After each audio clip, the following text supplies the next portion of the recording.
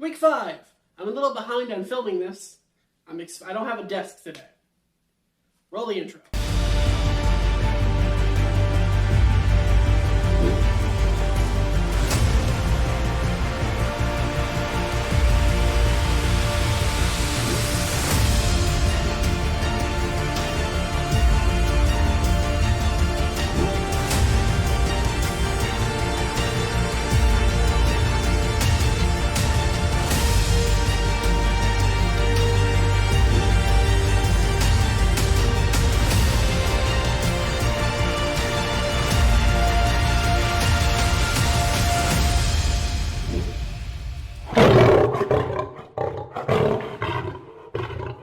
Alright, so I want to talk about Week 5, which was the game against the Carolina Panthers at home.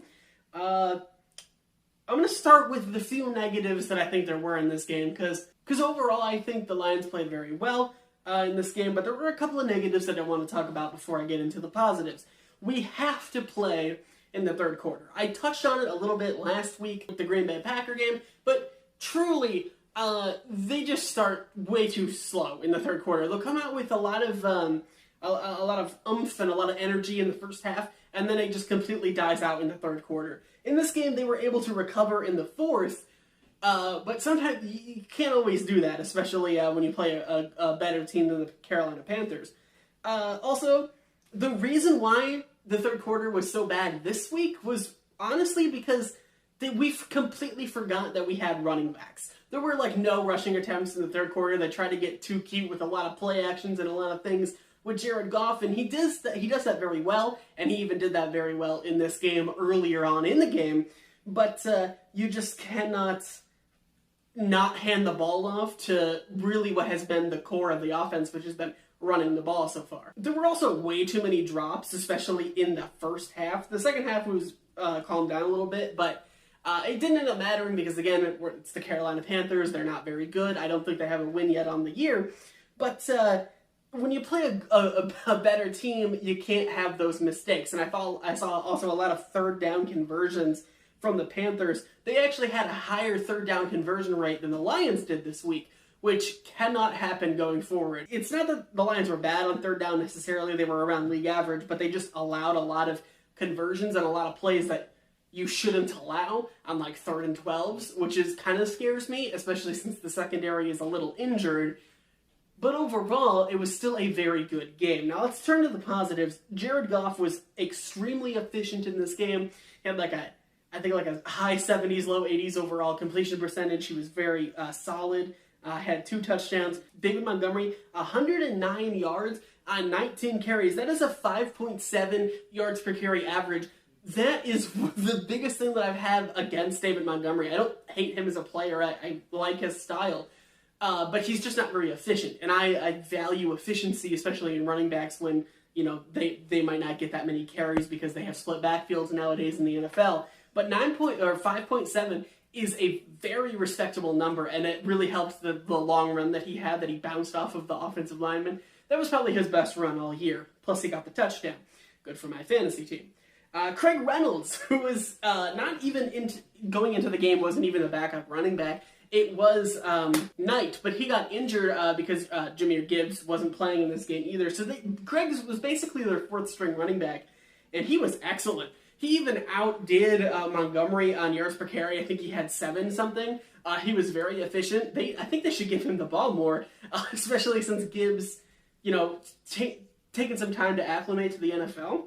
Giving Craig Reynolds the ball, especially if he played like he did last week, definitely won't hurt the offense. Sam Laporta, also 2 touchdowns on the game.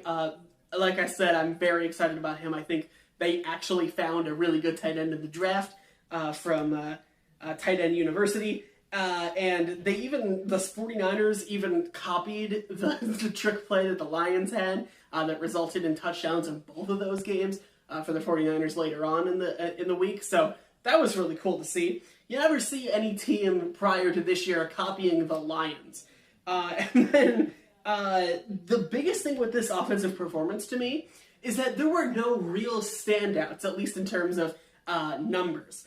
Jahmyr Gibbs didn't play. Amon-Ra St. Brown, who is the number 1 receiver by far on this team, was out. but yet they were still able to move the ball and still able to put up 45 points. Now, the defense did play very well, but that's respectable for the offense, and I think that gives a little bit of faith because, yeah, the team is a little injured right now, especially on the defensive side, but if you can overcome these injuries, you might be set. And then on defense, like I said, they did allow too many third down conversions, but Aiden Hutchinson got another sack, and the coolest interception I think I've ever seen from a defensive lineman, Jerry Jacobs' third pick on the year in this game. It was a deflection that bounced up in the air, and he caught it.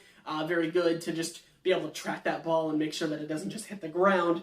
And then I think the thing that hurt the secondary in this game a little bit, especially at the end of the game when really it was more of a blowout than the final score indicates. The Panthers kind of got a little bit closer at the end of the game. Not that they were ever going to win, but I think the thing that hurt was no Brian Branch. He's been very, very good in that secondary, and I think they just struggled to replace him in this game. Anyway, that's my notes on Week 5. Sorry this is a little bit of a faster episode and no clips. I have to get this out before next week starts, which is tomorrow when I'm filming this. Tampa Bay is the next game. I think that's going to be kind of challenging. I believe that's in Detroit. It might be in Tampa. Actually, I think it is in Tampa because they are wearing the creamsicle uniforms. I think that's going to be kind of a tougher game.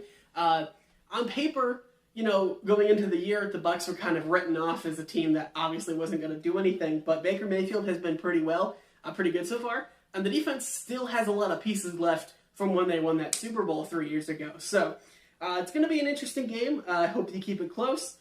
Even if they lose this one, they're 4-1 right now, be 4-2. They're still number 1 in their division. Just keep it competitive, and if they win this one, that would be an excellent start to the season. Thank you guys so much for watching, and I'll see you all for that next game against Tampa Bay and Baker Mayfield. Goodbye.